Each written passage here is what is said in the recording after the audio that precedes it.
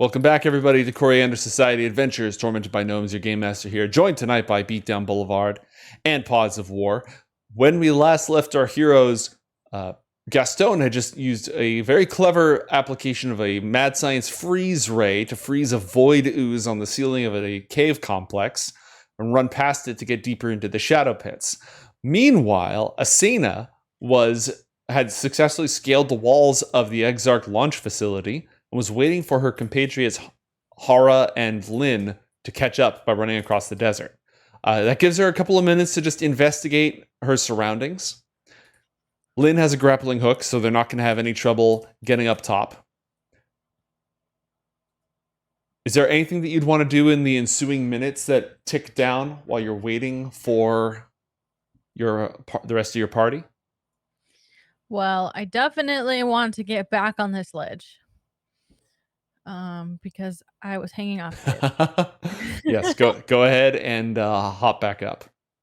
Okay. I mean, if they're gonna be able to scale the wall, I might as well jump over to this ship and check it out. Okay. So you are right now looking to make a 25-foot jump. If you move along this way, it's only going to be like a 20-foot jump, but I'll be honest, it's even harder to find gaps in the wing to hold on to. I know that you can see these here, but they're pretty well welded together. It's going to be harder to climb on this than it is to just like jump to the wing here. Yeah. Yeah, I think we'll just jump from where we're at. Plus, I don't want to mess with that robot again. All right. Now, it's a 25-foot jump. That's pretty prodigious. And if you don't get a running jump, you're going to make this check at disadvantage. You could also... Yeah, if a long jump from a standing position, that's really hard to do. It shortens your jump distance. Unless you spend a focus point to do your speed movement, in which case it like triples your jump distance, cancels the long jump penalty. It just does, makes julienne fries the works. Yeah, I get it. Okay, let's do that.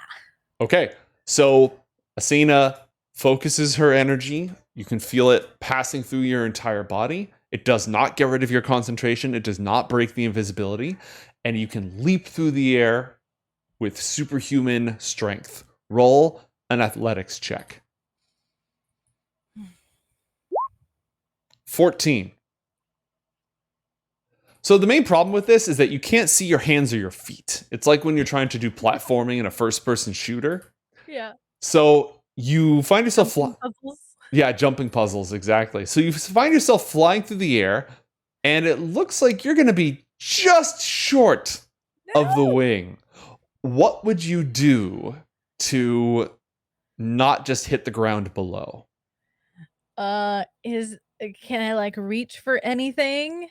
Yeah, you could roll a dexterity saving throw to just grab the lip of the wing so you don't fall off. Okay. A 21. Yep. Good. That is 100% going to do it. All right, so you managed to catch yourself. Roll another stealth check with advantage because you're invisible, but you're not silent. Yes. 17. Thus far, especially thanks to the hacking of the sensors, you seem to have gone unnoticed. You're able to pull yourself up onto the wing. Now that you're a little bit closer, you have a better view of everything. There's a bunch of sophisticated sensor equipment on top of this. It's got massive engines on either side, landing gear, a cockpit. What would you like to do from here?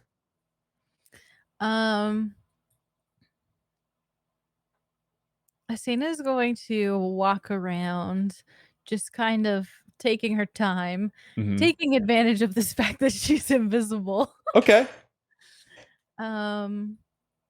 She's gonna go check out this part here, this symbol. Do you think that she recognizes anything from this symbol, or is just like cool design? Roll an intelligence check. I'm not so good at that. There's always a chance. Where is it? Oh, here. 2! Cool design. She's like, oh, that's neat. What is this over here? Is this like some sort of hatch or something? That is a very large antenna. And also these engine pods right here are above and separate from the wing.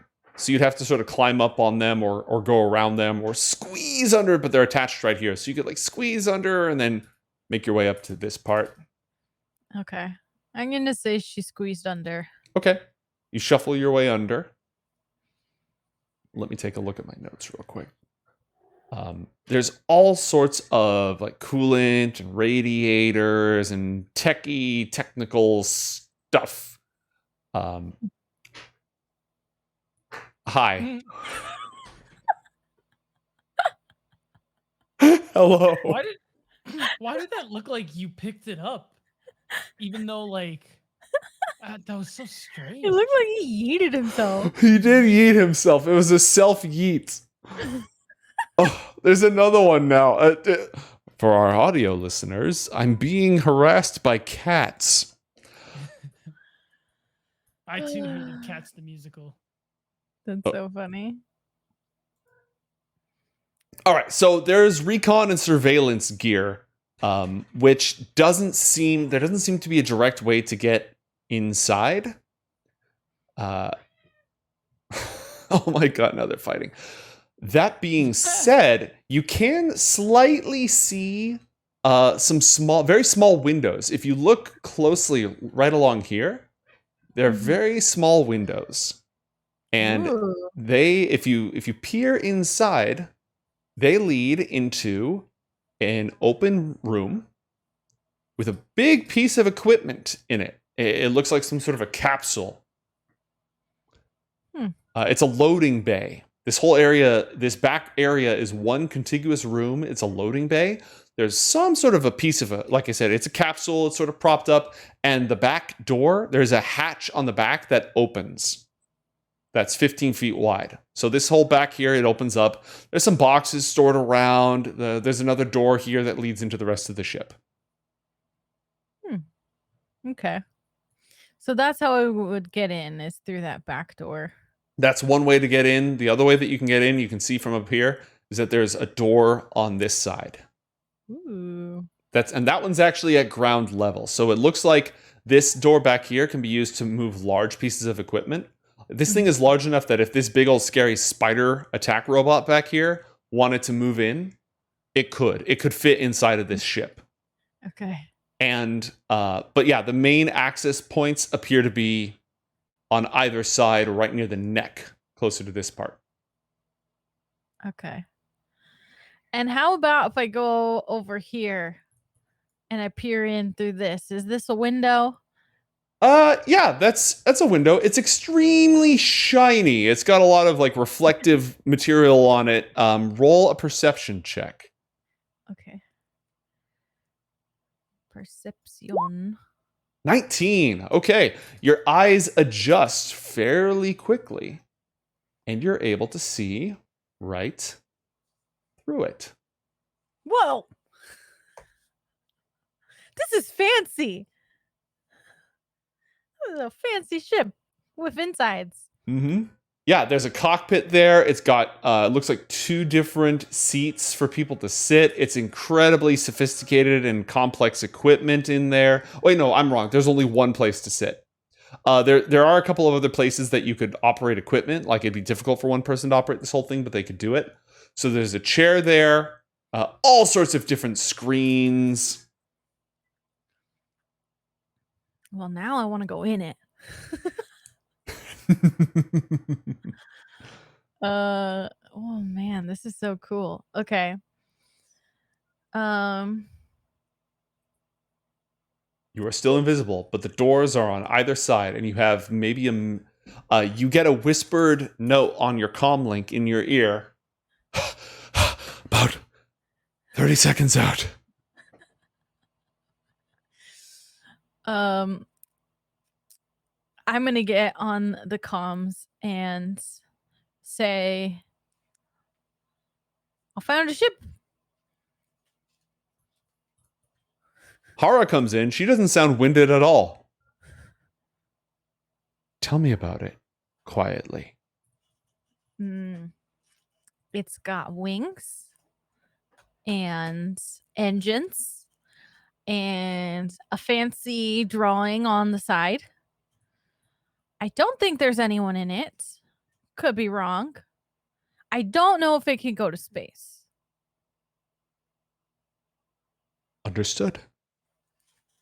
Should I go inside? Quietly. Yes. Quiet. Okay. I'm going to try and get in from here. All right. Roll a stealth check with advantage. And the pressure 2 12s. Just 12s. And let's see. Roll a perception check for me as well. Just a flat perception check. 20. If you've been noticed, nobody's reacting. Okay. And the pressure door is locked. And there appears to be some sort of a digital lock next to it, a technological lock, not just a door handle. Is it buttons? It is buttons. Oh, we know what to do with these. I'm going to push buttons. Okay. Randomly. Roll a intelligence check. Just an intelligence check.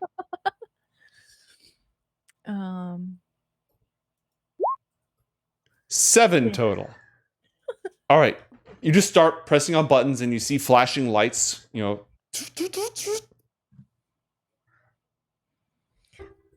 Please provide access transponder. Oh, dang. Please provide access transponder. What if I don't have one? A technician will be dispatched to assist you shortly. Oh, shoot. On that note, let's go ahead and check back in. And at that exact moment, Lynn and Hara arrive at the south walls, and they come in over the comms. How's everything going over there, Asena? They're sending a support technician for the door, so maybe not so great. Understood. We'll deal with it. Meanwhile,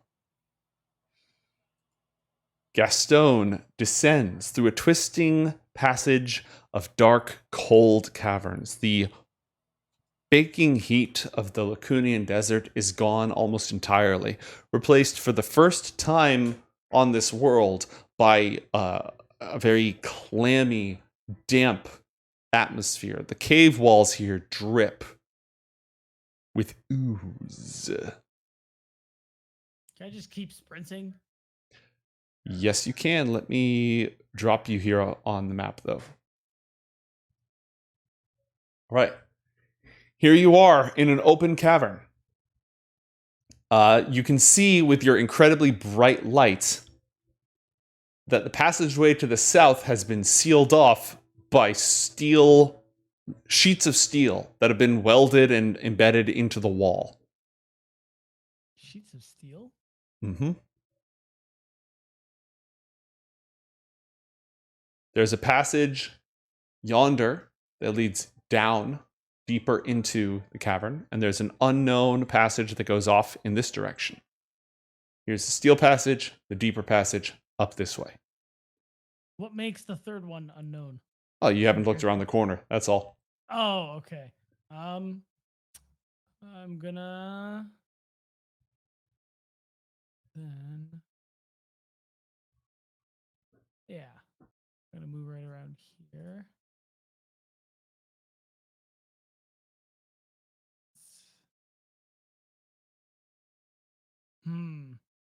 It looks like the stone here has recently been disturbed.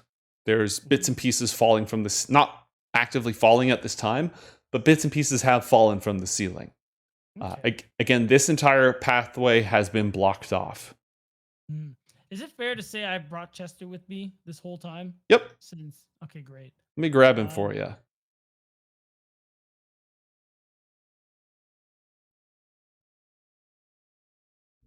Wow.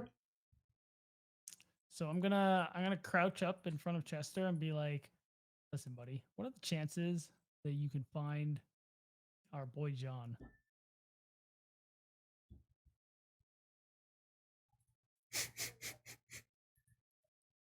Chester paws at the ground. Kind of points that way. So lower. Deeper it is. I don't know if you eat, but you're getting snacks for this. Chester nods enthusiastically. Excellent. Let's hope we live. Since I'm not in combat, is my movement limited? Okay, I just keep going. Go ahead. All right. What's your passive perception? 15. 15? Yeah. Great. You actually stop right here. Classic. As you realize, is a sickening click sound under your feet. Oh, no. You've just stepped on a landmine.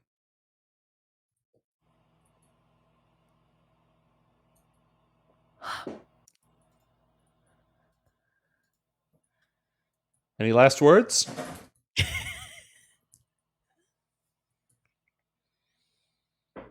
My foot's still on it, right? Mm-hmm. So as long as I get something of equal pressure, I can technically... Roll a science check. Oh, hold on. He needs to not be in that box. That's the box with the paint in it. Oh, Groot, get out of that box!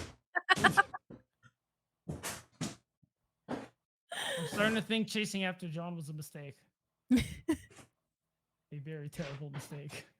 Sorry. We probably should have mentioned. If he got into the green screen paint, then he would disappear and you'd never see him on camera again, so I had to stop him. Oh yeah, the landmines. Yeah, that. Something science check. Roll a science check for me, please. Where is my... Oh yeah, I had to switch browsers.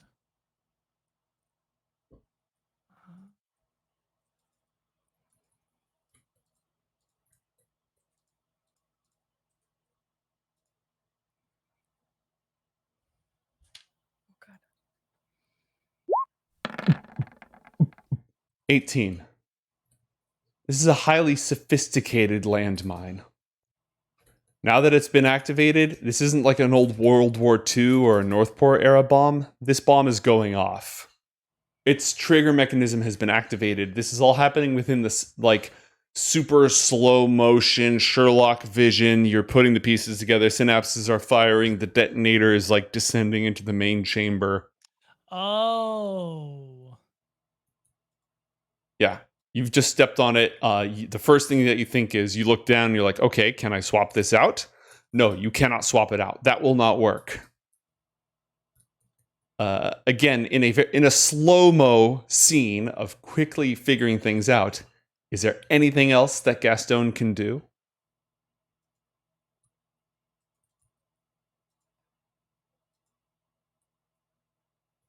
Use Chester as a shield. Chester has 2 hit points. He will obviously it won't permanently kill him, but he's not much of a shield against a landmine.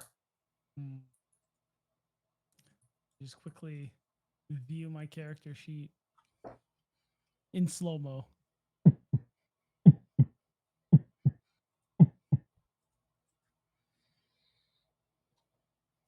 What if I freeze rate it to see if I could freeze the exploding agent? Well, you can't see the insides of this thing. I would just try and freeze the whole thing. You basically, what I mean is, because you can't see the insides of this thing and this is a future explosive, this is a crapshoot. You don't know if it'll work. It's all I have. Okay, roll an attack with the freeze ray.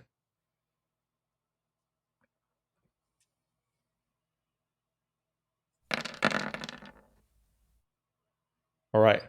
You level the freeze ray between right at your foot, pull your foot off, spray it, and you haven't exploded it yet, but sort of as part of the same motion, is there anything else you'd like to do? Wait, so this is foot off, freezing agent, whatever, Mm-hmm. and I still have like now I have a second or something. Yeah, consider it that you've taken your action to fire your freeze ray, or technically it's more like you used a reaction to freeze this thing. Effectively, you can move, you can jump, you can duck. Like, you haven't exploded yet. So what is the literal next thing Gastone would do? Click my boots, switch on my fucking speed boots, and try and run around this corner. Which direction? Technically, that's 25. That's okay. Actually, past the bomb. Okay. But like the first, I guess from that perspective, his left. Okay, so just like around the corner here to where you're out of line of sight? Yes. Okay. You sprint around the corner. The freeze ray did not stop it from exploding. It slowed it down. And moments later, there's just this deafening bang as shrapnel and a shockwave blasts through this entire tunnel, inflicting 19 piercing damage and 20 thunder damage, but not on you. Ooh. Is this just a this would have been you roll? Yep. Holy shit. Okay. We're good. Chester looks around the rest of the cave nervously, suspiciously. Is there any part of... I would like to collect some of the shrapnel. Okay. I am going to use that, sit down, use my skill on the fly gadget. I'm going to disassemble my scanner. Okay. And I'm going to just make a very shitty makeshift metal detector. Nice. That will detect, this material. You're basically using this as the sample to calibrate it, so it just detects that stuff, right? Yes. Okay, you use your on-the-fly gadget, your scanner is temporarily out of commission, and congratulations, you found the other 2 landmines in this corridor.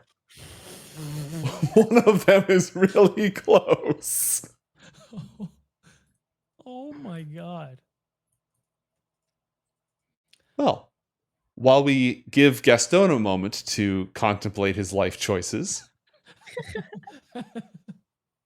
let's revisit Asena at the launch facility. Asena, you can't see your compatriots, but they say that they're in position. And you've been told that a technician is on the way to assist you. I'm gonna talk to the pad again. Mm-hmm. And I'm just gonna say, oh, never mind. I found it. Please present your access transponder.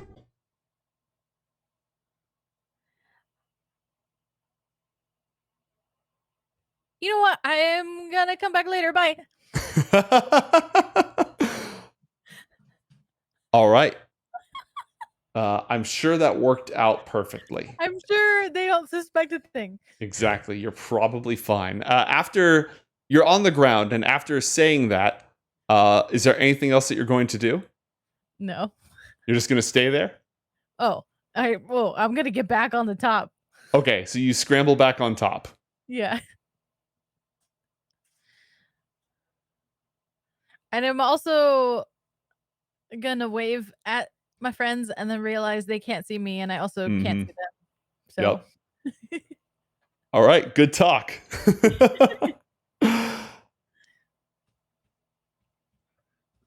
Status.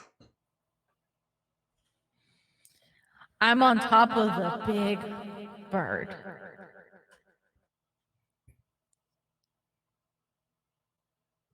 Anything else?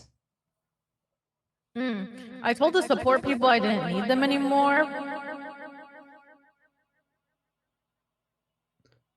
And at that exact moment, you hear a door slide open elsewhere in the compound. and Okay, maybe that didn't work. footsteps.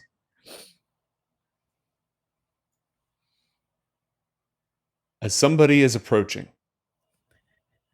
You also notice that the guards up on this wall have moved closer. They're not coming down from the wall, but they're both keeping their eyes on the door. They're sort of moving to both of them up here, observe the door that you were just at.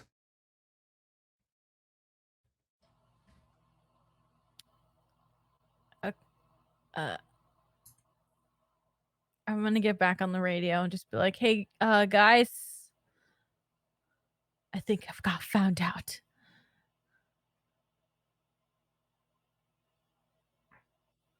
Okay then, what's the plan? That looks like a ship. That's the biggest thing there that can probably make it to orbit if we can take control of it. Oh. Well then, I just need a way in. There's a number pad, and I pushed numbers, didn't work.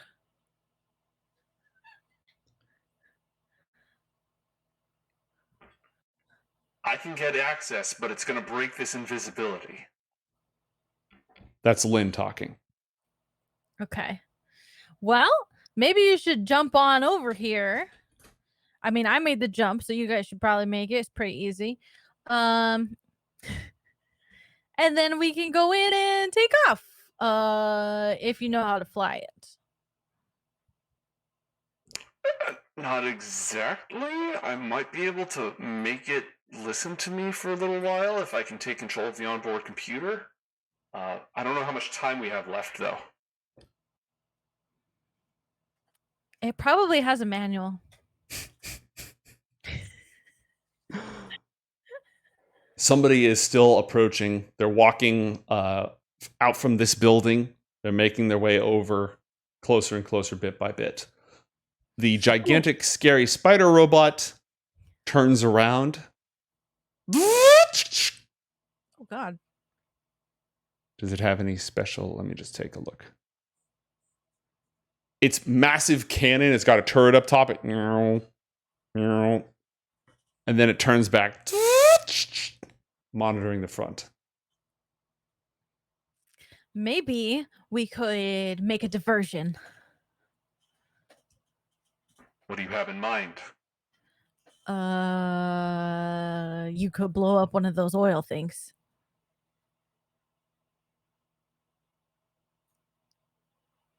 I like the way you think.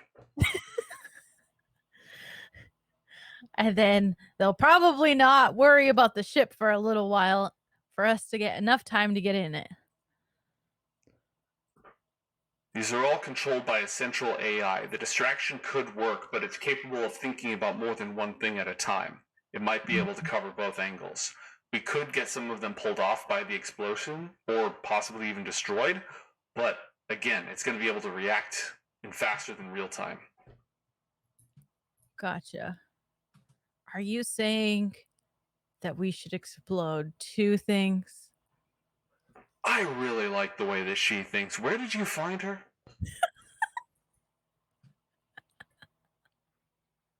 Hara comes in. Focus, Lynn.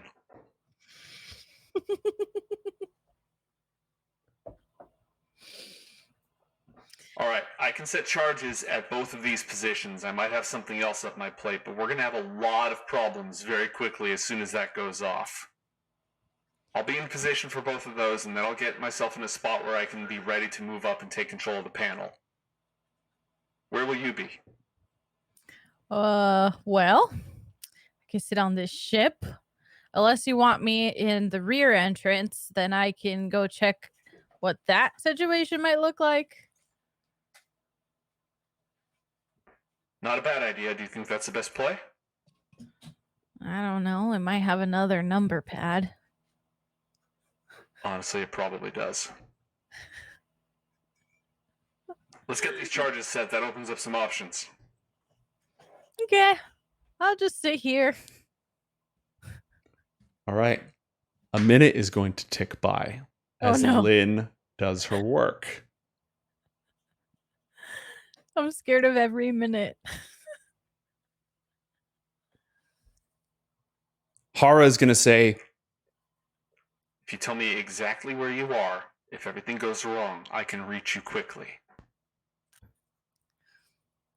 Okay, so I'm on the big blue bird, or is it silver, or just the big bird. And okay, where the driver sits, I'm a little bit below that on the right side. No, the left side. The left side. Okay, close enough. You see a figure wearing an incredibly, it looks like armor, but maybe it's some hard plates, but also a bunch of like soft plastic material, and wearing a helmet. Walks out to the control pad, steps up to it. He's standing right below you. He's got a electronic device with a handle on one side, and he looks around. Hello? Was somebody looking for help? Just gonna stay real quiet. Okay. He starts pressing some buttons. Generating recent input log. It's all just random nonsense. Who was somebody just beating their head against the control pad? Second charge in position. Another minute has gone by. 8 minutes have passed.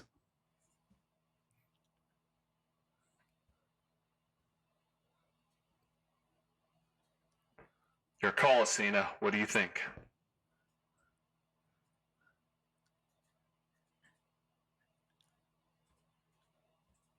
I think she's so scared of this person hearing her, she's not going to respond. I've got eyes on someone, a technician or something, interacting with the keypad right there.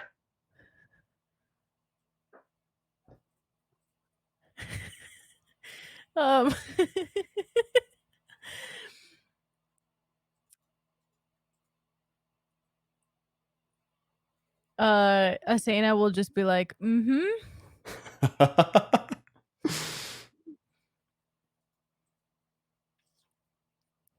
He stands exactly where he is, and he just keeps on pressing, but you hear buttons pressing, and you hear beeping, and another minute ticks by. Hara comes in. Asena, are you all right? Mm-hmm. It sounds like you can't talk right now. Is that correct? Mm-hmm. Okay. Do you need me to come get you? Hmm. Do you want Lynn to set off the charges? Well, that'd be cool. The guy looks straight up. What? And at that exact moment, beep, beep. The fuel tanks to the east erupt into a huge pillar of fire, inflicting 10d6 fire damage on everything within a 40-foot sphere. The explosion emanates out from the barrels, nearly reaching the ship itself, just barely exploding in front of it. It easily reaches out and hits this. And there are 3 of these tanks on each side.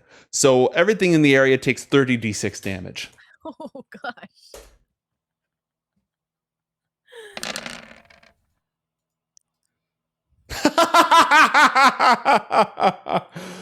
Okay. Wow. Yeah. A big boom. The ship right here, the ship immediately to your north, like it takes incredible amounts of fire damage as heat just washes over it. It is nearly destroyed. Can any of these things survive? Yeah, these things can survive. The soldier drones are pretty beefy.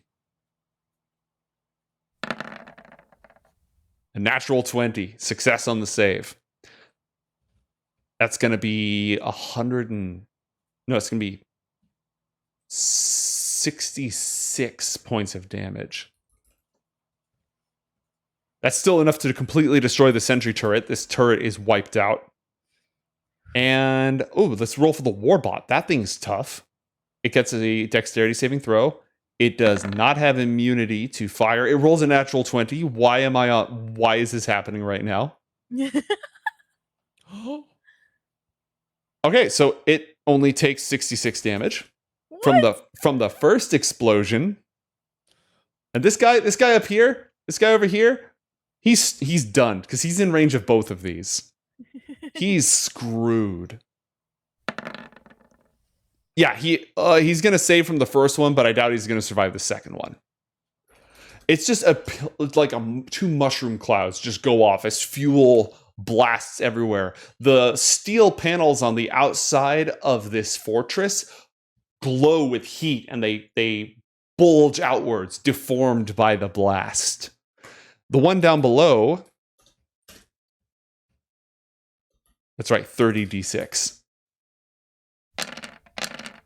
One down below only explodes for 101 points of damage.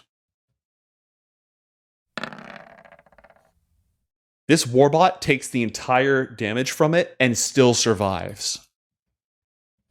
This spider tank. Everything else nearby is just incredibly damaged or even obliterated. This craft is not destroyed, but it is in bad operating condition. Your spaceship seems to be completely unharmed. And this warbot up top, he fails his save and is wiped out. The explosion goes off. What does Asena do the moment that the explosion goes off?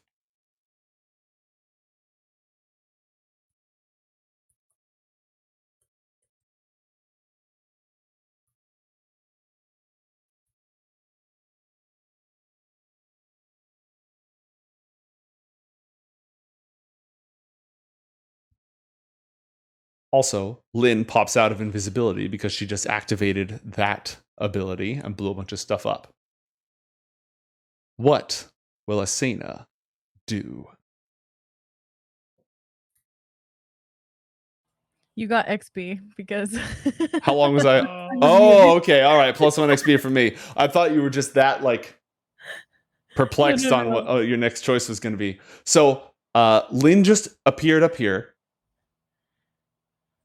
The explosion just went off. This guy practically fell over, just shocked by, and he held up his hands in front of his face as this heat wave and this blast pressure wave just rolled over you. I'm gonna try, before I make anything physical, I'm just going to still remain invisible, but tell him, open the door. Roll an intimidation check. Okay. 21. Wowie. Okay, that's not bad. 40 foot. That'd be 16. Let's try 18 across. I just want to put these fireballs here to replace the fuel tanks, Yeah. Here we go, chat.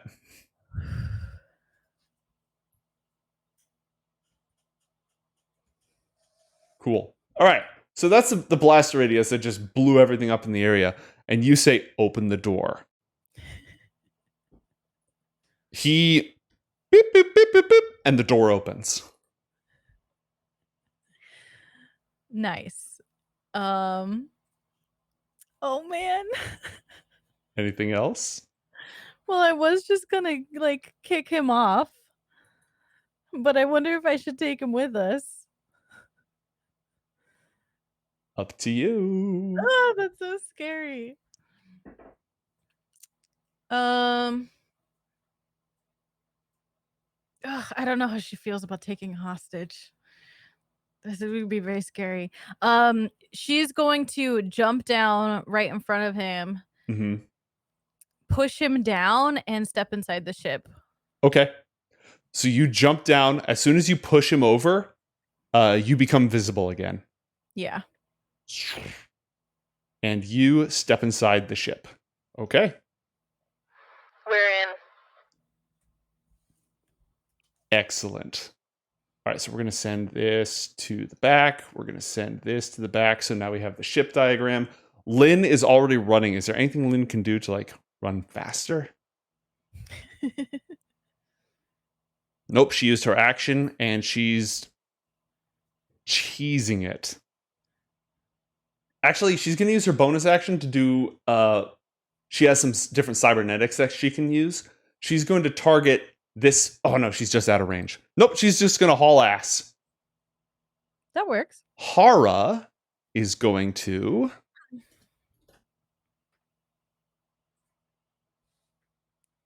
let's see.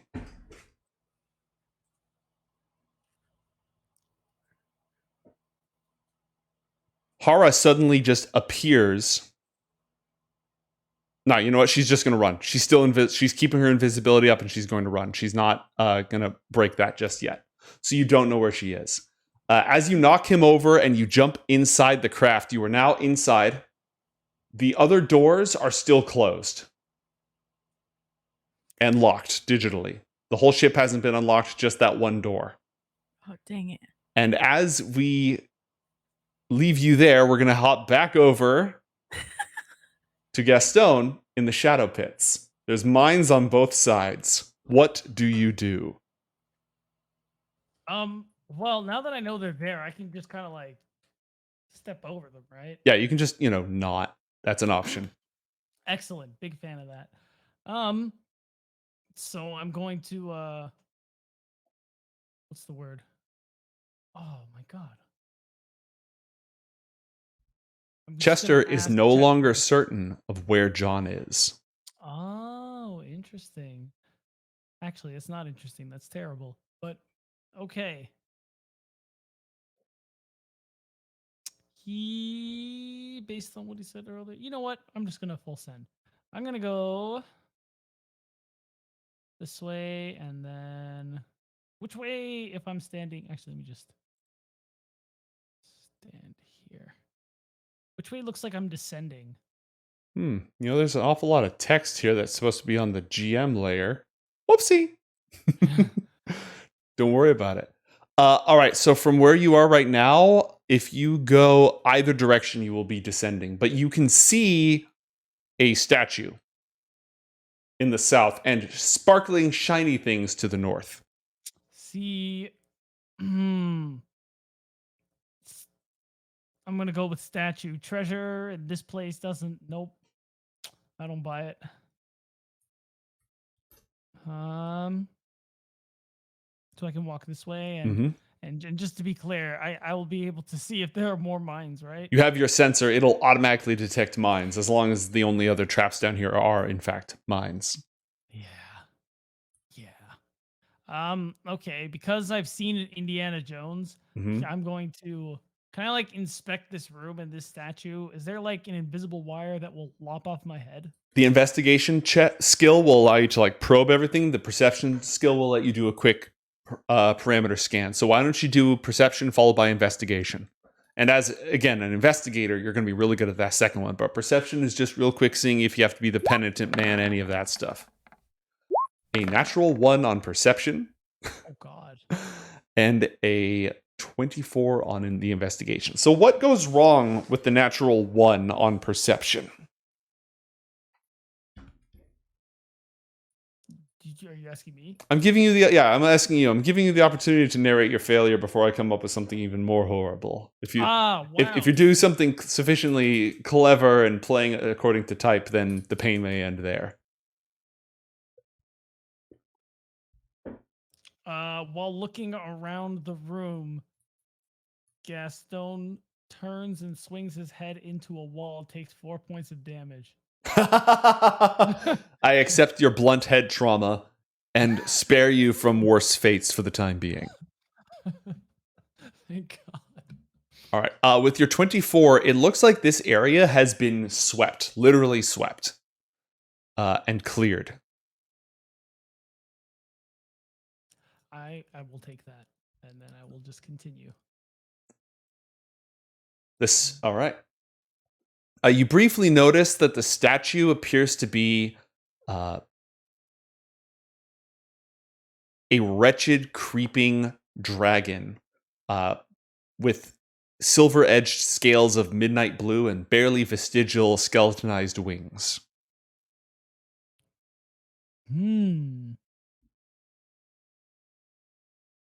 Nope, I shouldn't be touching the statue. I'm not going to touch the statue.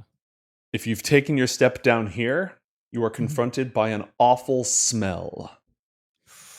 A bubbling pool of green, soupy liquid waits down here. You know, I meant to write electric void acid on the GM later, too.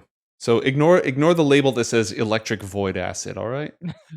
Sure. Yep, that's Who's gone. in front of me also? That is a figure wearing a white robe and armor and bearing a glimmering sword.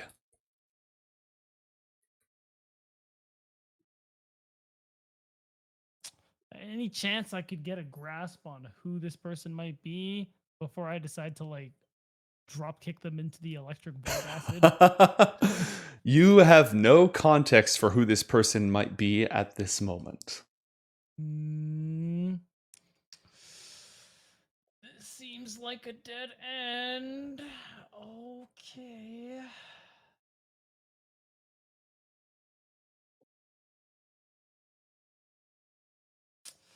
All right. Yeah, so here's what I would like to do. So the way my flashbangs work, it's like when they hit the ground, they go, right? Mm-hmm. Okay. Wherever you throw them, they're going to go off. Where you choose a target area where you want it to go off. Okay. So what I would like to do then is I'm going to pull out my sniper rifle. Okay. And I'm going to point it at this individual, like have it on the floor, like ready to shoot him. Mm-hmm. And I'm also going to have a flashbang. I'm going to intentionally place one in my left hand. Okay. And I'm just going to call him. I'm going to be like, hey, I need you to do me a solid. Don't do anything crazy. I have questions. Yeah. Just turn around slowly. His right hand is holding a sword. His left hand slowly goes up as if saying, wait.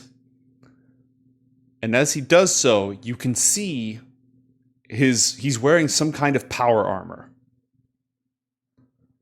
And at that moment, something moves inside the electric void acid. Is he a Red Dawn Knight, or what did you call them? A Red Cross Knight. Red Cross Knight. You don't have a whole lot of information about them, but he's got a sword and he's got power armor and he's in this shadow pit where void dragons are spawned. Yeah, it's sounding like a Red Cross Knight. He's saying wait. He didn't say anything. He just put his hand up and something is burbling in the electric void acid. Okay, then I will wait. All right. There's a hideous splorching. Bubbles of something steaming rise up from beneath. And then something emerges from below.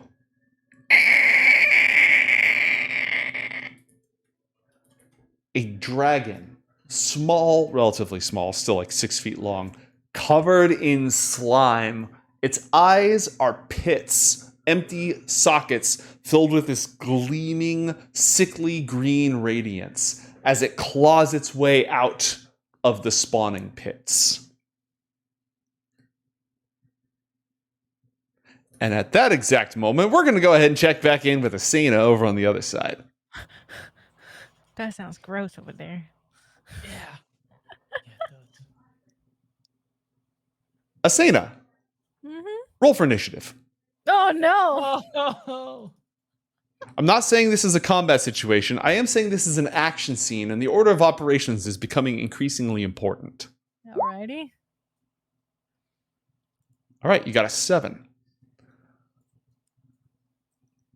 Let me roll Lynn in real fast. If I was a smart DM, I would have done this before the game even started. But, you know, one thing at a time.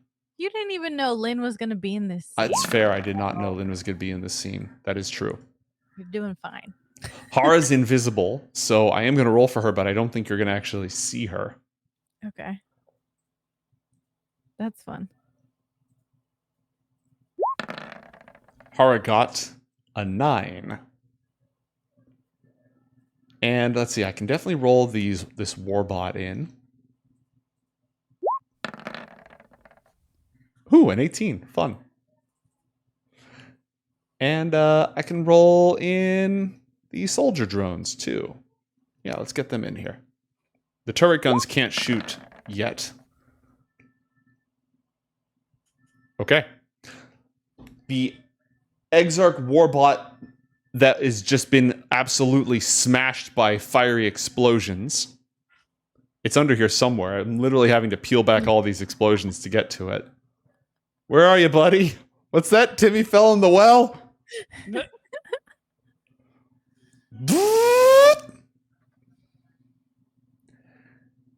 It moves. It scuttles.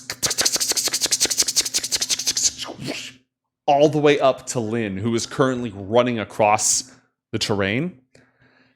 And it grabs at her with its pincer claws. What? A 16 to hit. It grabs her Oh no. for 10 points of damage. It was at 15 points of damage. And she is now grappled. That's not good. The other warbot approaches from the other side.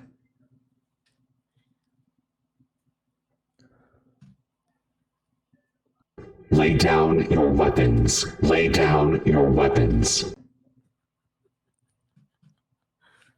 The Exarch soldier drones who are closest to you, they have rocket launchers, they have blaster rifles, but for now they're dropping down to the level below, which is a 20-foot drop. They have pistons for legs, so they just hit the ground.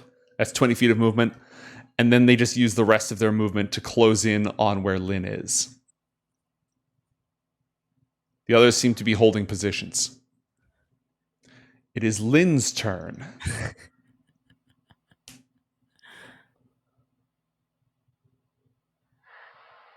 Lynn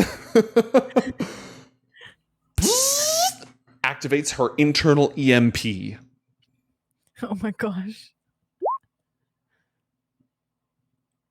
An EMP wave goes out 30 feet, hitting the ship, but also hitting all these things that are trying to grab her. The claw goes down.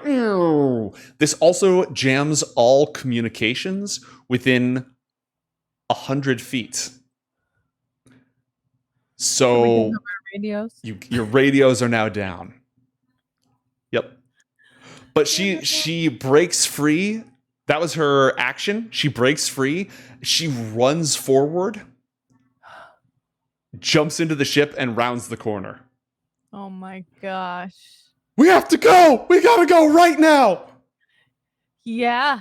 I don't think our explosions did the distraction that we thought. You hear Hara's voice from nearby. What about this one?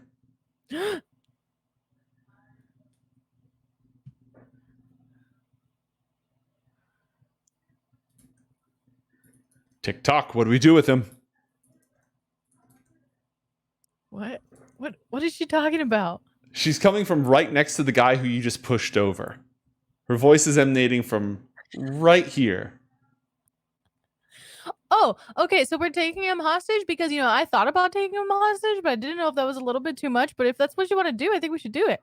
Hara appears from thin air with her hand around this guy's throat, grabs him, hoists him up as if he weighs nothing, and drags him into the ship.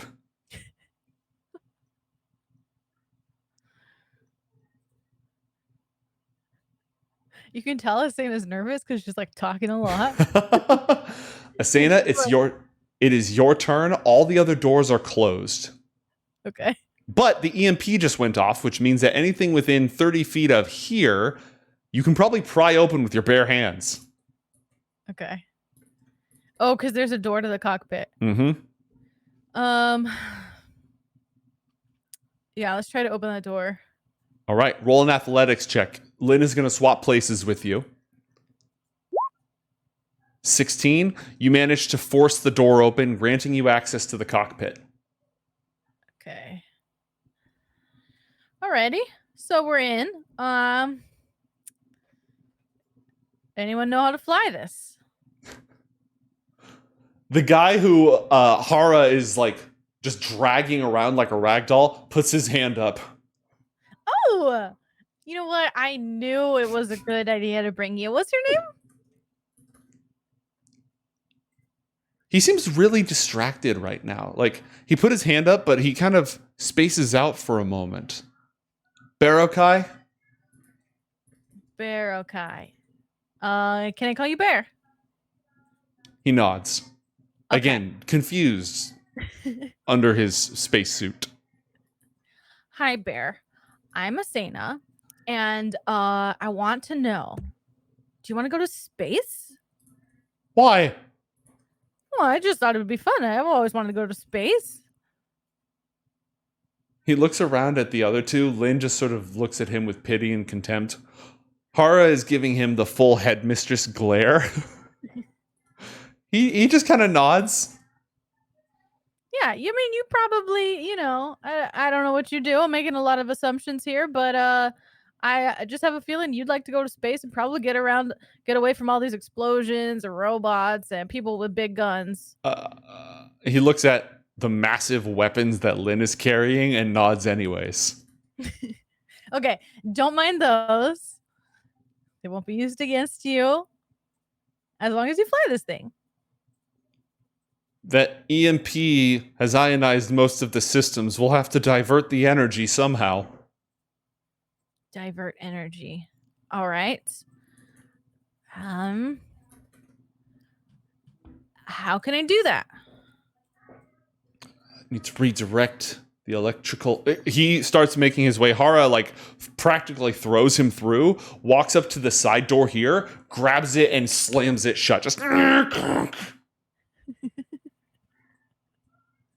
he nervously goes up to one of the control panels, starts pressing things. Need some place to soak the lightning off. We're not really grounded to anything that would do that at the moment.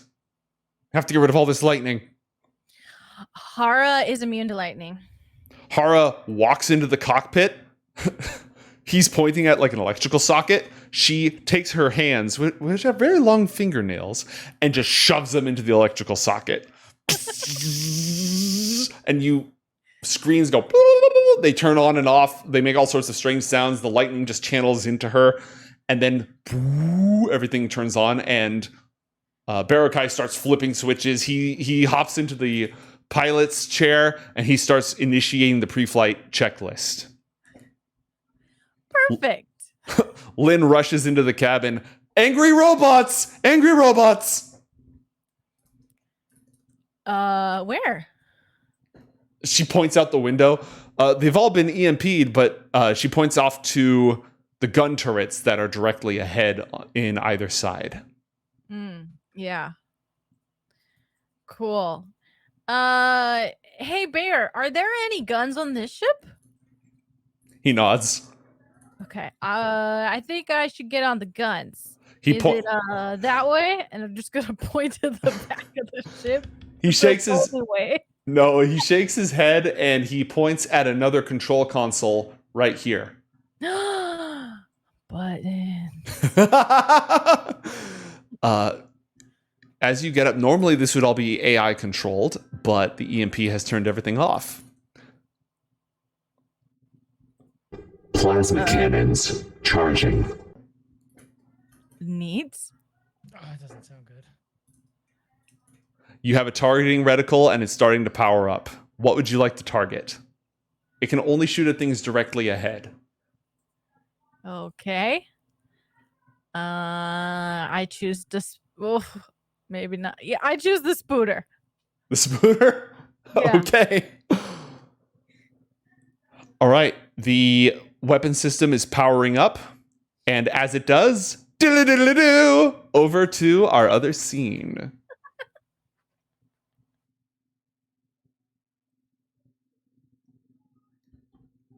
Gastone. A horrific something just tore itself out of the electric void acid. What do you do? I hold. Okay.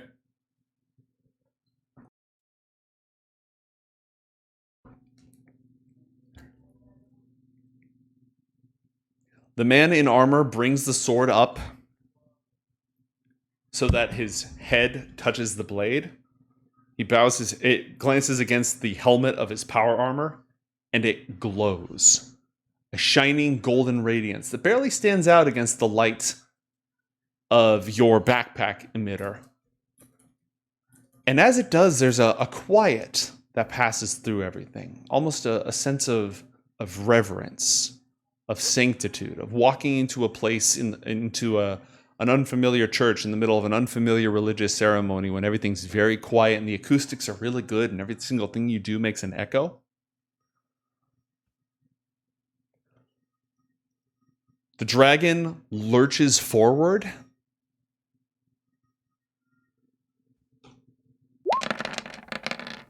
and bites at him.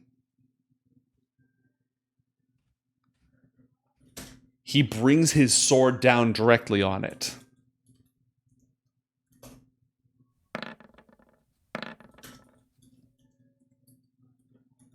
And smites it. There's a flash of light as his sword passes through the thing. The eerie radiance underneath its still translucent, freshly hatched skin flares and goes out. And it melts its way back into the pool. And he lowers his hand that was up a moment ago.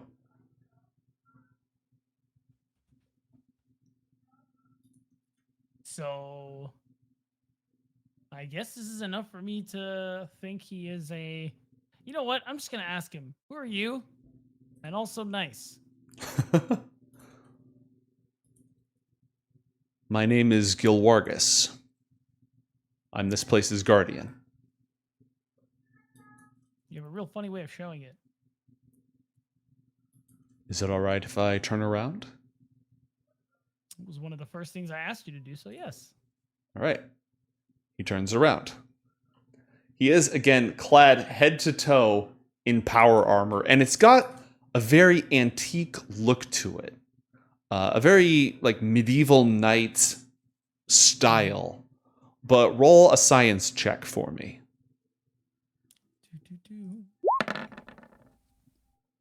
Natural 20.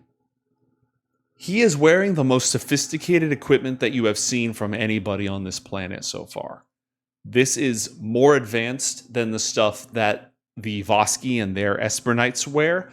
It is incredibly high-tech nanomaterials, energy fields composite within the gear. This is real good. This is the good stuff. Interesting. His sword is not it is a power sword, but underneath it, there's just a sword. It's like somebody took a medieval sword and then upgraded it, made it the core of a power weapon. Stealing that idea. But anyways, okay, so I'm going to ask. All right, so you're the guardian, but who do you serve? 'Cause in my mind, I'm looking for a very specific answer. My lady is the fairy queen Gloriana.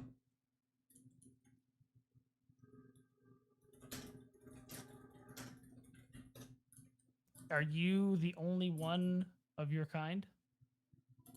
No. I'm the only one guarding right now. So you take turns. No, the rest of us are out righting wrongs and doing what they can across the rest of the world. I stay here. I make sure nothing leaves. Nothing like that. You're fine. Lucky me. Then what's the name of your group? We are the Knights of the Red Cross. Okay, thank God. I'm going to holster my sniper. What brings you yeah. to this cursed place? A rather cursed individual, although that's mostly in jest. Long story short, we were supposed to come together to, actually, before he split on me, we didn't quite get into the nitty gritty, but this didn't seem like the place you let someone go by yourself in. You're right. So you literally just don't leave this place? He nods. Do you know how to get deeper into this cavern? This is the deepest there is. The spawning pits.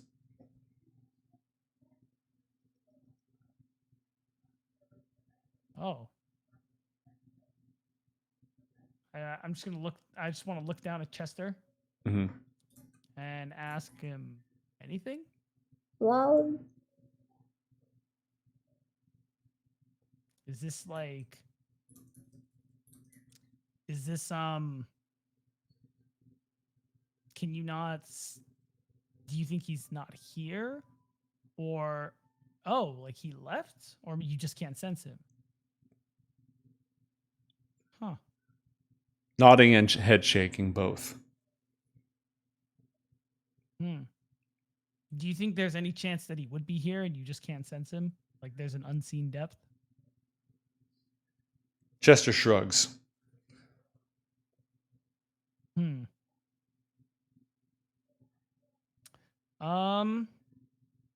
So Gastone knows John came here for a way to track down the Vignar, right? So there must be a part of this tunnel that even this knight doesn't know about, because you described it earlier as like a very like an almost bat cave but for a dragon type deal. Mm-hmm. Oh, okay. So then I'll ask, what do you know of a room in this facility with I would say vast technology, but considering what you're wearing, it might just be whatever. He sort of chuckles and says, "Yes, we sealed it off Why is and that? laid traps. Sorry about that." Yeah. Well, I have all my limbs, so I won't hold it against you. What are the chances you could show me where that room is? And even more so, what are the chances that you will let me in there? He takes a few steps forward. His sword, he sheathes his sword and takes a few steps forward till he's standing like 5 feet away from you, social distancing. Right. Reaches up and taps his helmet, and it just phases out. The faceplate just phases away. It's an older, middle-aged older man, white, gray beard, mustache, hair. He looks you in the eye and says, "What are your intentions?" "I'd like to help you." How much do you know about the Vignar? Servants of the Night Dragon. Used to be. This was their headquarters. Exactly. Well, we need to track them down. Why? Before I answer, are you a fan of this Night Dragon? Sworn enemy. It's good. We're gonna get along. We plan to kill the Vignar. Are they that much of a threat anymore? More than people think, but I'm still working out the details myself. Because they're not really associated with the Night Dragon anymore. Not after what John put them through. Well, for what it's worth, John is the person I'm looking for, and he's also part of this plan. So. Well, you said accursed, so I thought you might mean him. Good to know his reputation precedes him. He's a complicated man. You can say that again. No, but the Vignar are no longer affiliated with the Night Dragon. They have a new cause. They've all but vanished. Why do you need them? Well, for one thing, they're not from this world. Most of us are not, especially in John's case. But there's someone on our world who we're trying to take care of, and there's a technology. The Vignar most likely are the only ones who have it, and it's most likely the only way we can save her. What do you need? We need something that can. So this girl's case is like on our world, there are people, normal people like me, and then there are others who look like me but develop abilities, and they range from just very useless to very powerful things. And this woman has spent her whole life in a pod because her power is essentially what was it, Joe? It was like she basically something about darkness. She was going to dissolve into shadow physically. Yeah, her power is something related to shadow, and if not assisted by a machine that we have working on her currently, she would basically just, fade out of existence. So we're trying to figure out how to prevent that while also allowing her to actually be a person. And how can I help? You need the Vignar to help her. Yes. All right, I can't tell you where to find them, and he will step away from his vigil for a moment and lead you up this way. Okay. Where is my mouse? There it is.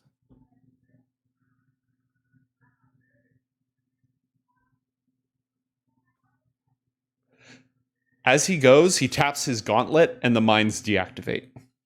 Oh, that's so cool.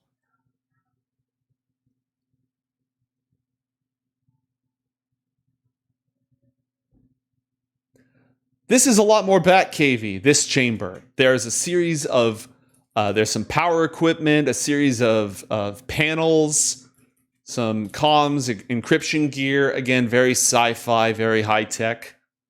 Mhm. None of it appears to have any power at the moment.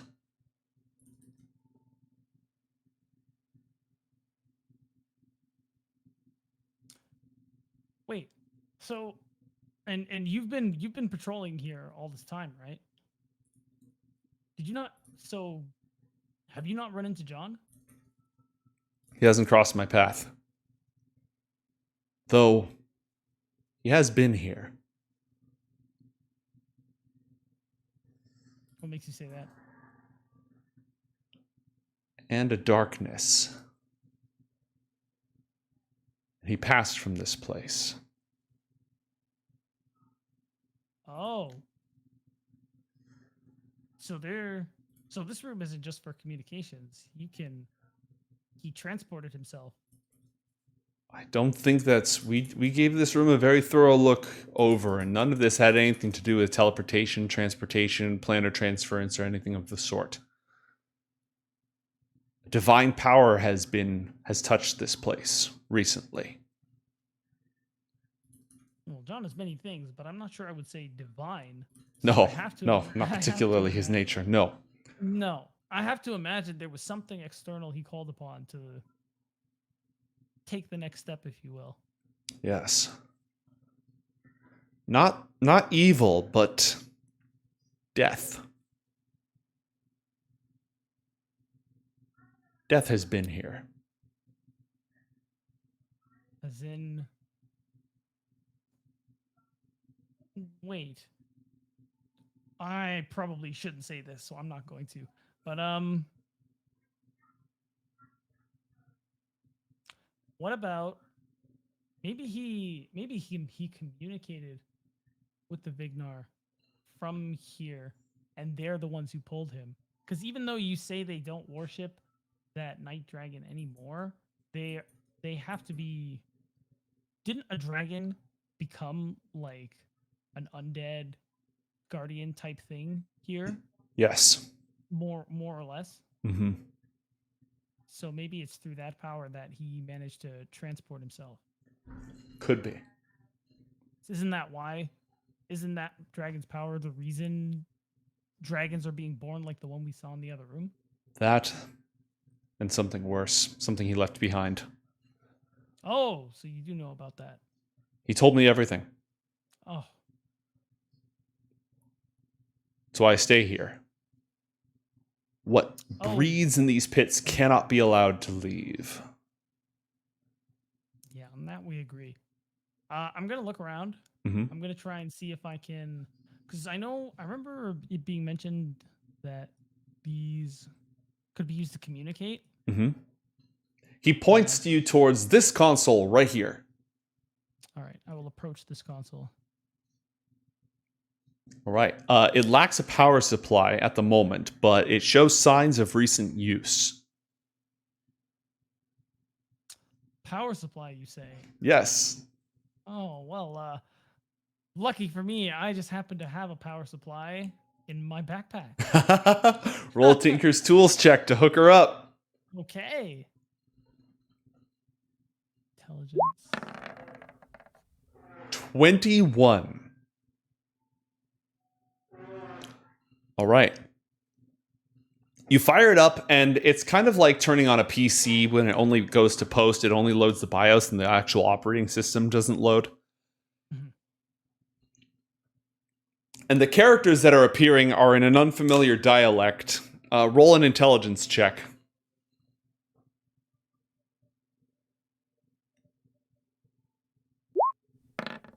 You've definitely seen these before. This is the Draconic language.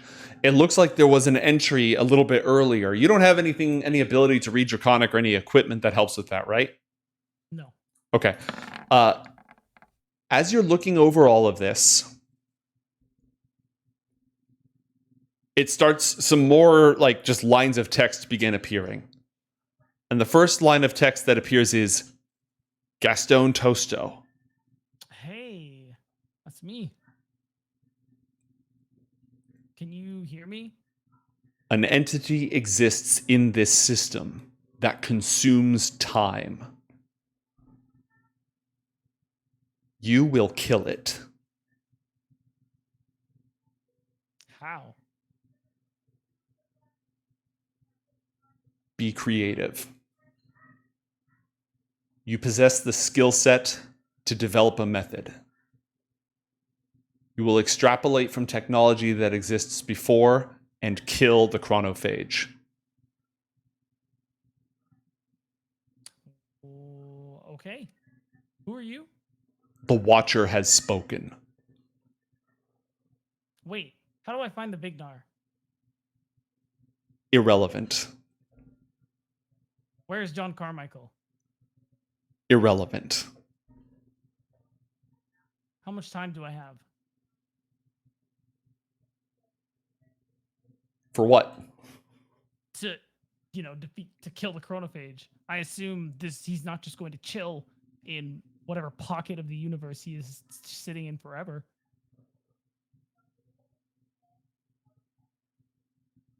Unknown. That future has been devoured. Classic. The technology you require will be delivered to you. You will kill the chronophage.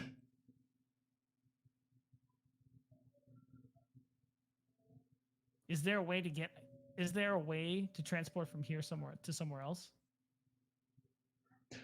The console is no longer responding to you. However, Yes. the piece of machinery right over here lights up. Oh. I'm going to walk up to it. All right. You see basically a 3D rendering, a wireframe of a suit of power armor with retractable claws that jut out from the shoulder blades. But it's one of those, like, when you get those kids' books that show something exploded and all of the pieces coming apart. Mm-hmm. This is a set of schematics. And as the wireframe rotates, individual pieces are like expanding, and then chemical formulas are being projected out from them on the screen with essentially instructions. It's an incredibly complicated blueprint or schematic for a set of arcane, magically powered techno shadow armor. Yo. Is there a way I can like print this and take it home? It a little disc like pops out. Gonna go ahead and grab that. I'm gonna turn to. Actually, I don't know your name. It's okay. Just call me George. All right, George Gastone. So, what do you know about a chronophage? Nothing. Time eater? Know the Greek? Yeah, that's about as much as I know too. And I know one other thing. Apparently, I'm gonna kill it. You're very good at this, Beatdown, because that's the perfect point for us to cut over to the rest of the party. That was a good tagline. Right? Meanwhile, in this area, Bear is siphoning. Hara's just standing there with lightning arcing up her arm, channeling the rest of the power out. She finally pulls it away, sort of shakes her hand. You hear as the other Exarch warbot starts grabbing onto the ship Oh, in the back. great. Weapon system armed. Targeting available. What Great. do you do? I'm gonna talk to the ship, and I'm gonna say, "Armed is good. How can we shooty shoot?" There is some sort of control mechanism right there. Our connection is not available at this time. Please assume direct control. Yeah, I prefer that anyway. Alrighty, she's gonna grab it and see what she can do. Okay, you are definitely not proficient with this weapon, and this is not an improvised weapon. So, what I'm going to have you do is I'm going to have you roll 1d20 plus 2. Okay. It's just a dexterity check. 1d20 plus 2. 7. Roll 30d6. No, sorry, 20d6. 20d6. 72. Two twin-linked plasma launchers fire at the same time. Beams of plasma streak out from the guns and absolutely melt a hole in the wall of the fort, completely missing the target. I shot something. Lynn, you might be better at me than this. Lynn will sit down at the controls and start operating them and saying, "We have a warbot on the wing. We need it off." Well, what do you want me to do, Lynn? Go punch it? Hara turns around, shrugs, and says, "Yeah, okay." Oh, Gestures at you and starts walking down the rest of the corridors of the ship. So do you think she's gonna go punch it, or She looked like she was gesturing at you, not as in "Let's go punch it." Is essentially what you're getting here. she's going to do one of those like looks towards the end of the ship, looks back towards the gun, It does that a couple of times of just confusion, and then goes to follow Hora. All right. Hara walks down the length of the ship, and you can hear systems powering on.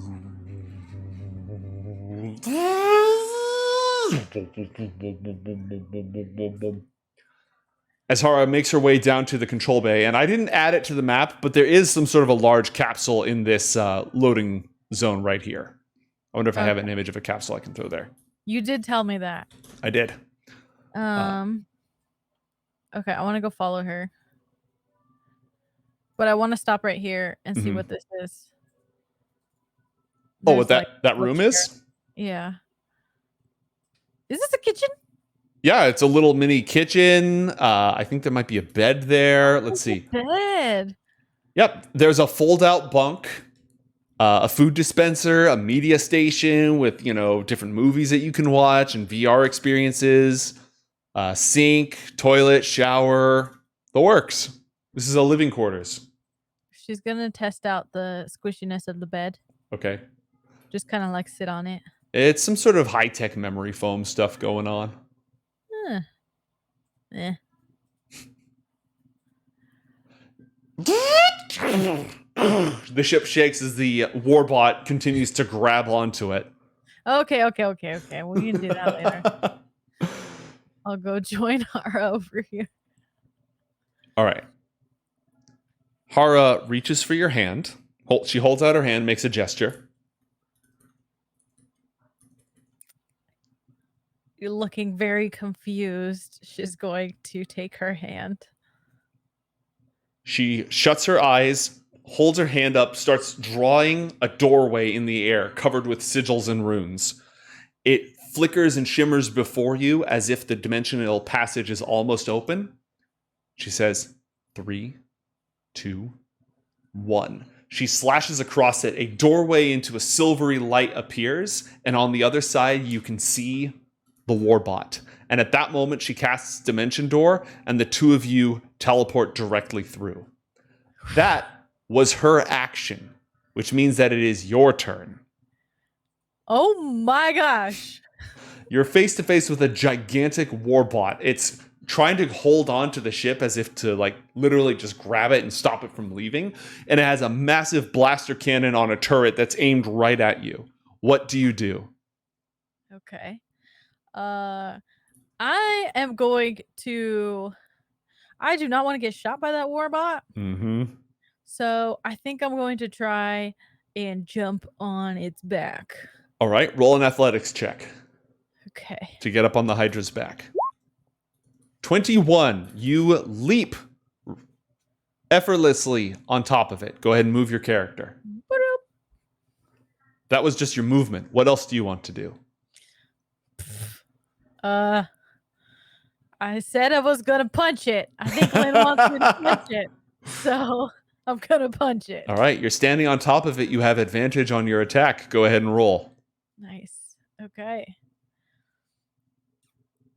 A 16 to hit for 6 points of damage. Clang! Well, your second attack. Natural 20. Oh, yay. Oh, this is perfect. What? So the last time that you passed through the astral plane, your dragon tooth amulet glowed a lot. Uh-huh. And so this time when you punch it, your fist suddenly is covered with that same silvery mist of the astral light. There's a flash as you smash the thing. Roll an additional 1d. Did it already go on? Yeah. You roll an additional 1d8 and inflict that in force damage. Oh. In force damage? Wow. Yes. 8. Okay. So that's a total of 25 points of damage. And that silver mist floods across it and ensnares it, tangling it, wrapping around the warbot. It reduces its speed by half. Nice. Until or unless it's removed. It has some other... Oh, it has disadvantage on its attack rolls. And it can't teleport or travel to another plane until it breaks the effect. So now the warbots, being entangled in astral mist and somewhat stuck, is going to try to hit you with its pincher claw, which it has disadvantage on the attack. Does an 18 hit? No. Or, yeah. All right. It grabs you in its claws and you take 16 points of damage. Dang.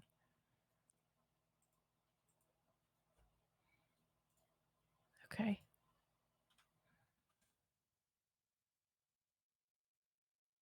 And you are now grappled. It's now grabbing onto you.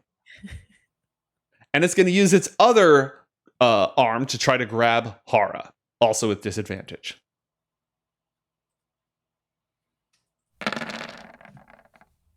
Two 28s. Yeah, it grabs Hara. So it has Hara in one claw, Asena in the other claw, and as it menacingly grabs onto both of you, we'll find out what happens on the next episode of Coriander Society Adventures. Thanks everybody for watching.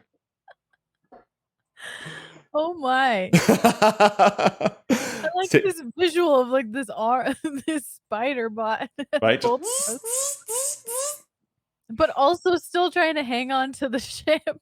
That's the thing. It's no longer successfully hanging onto the ship. Okay. Oh. So but it's holding you guys. So that's not right. good. It's grabbed onto. It's no longer holding the ship, which is great, but it is holding onto them, which is not great. Not so great. Yep.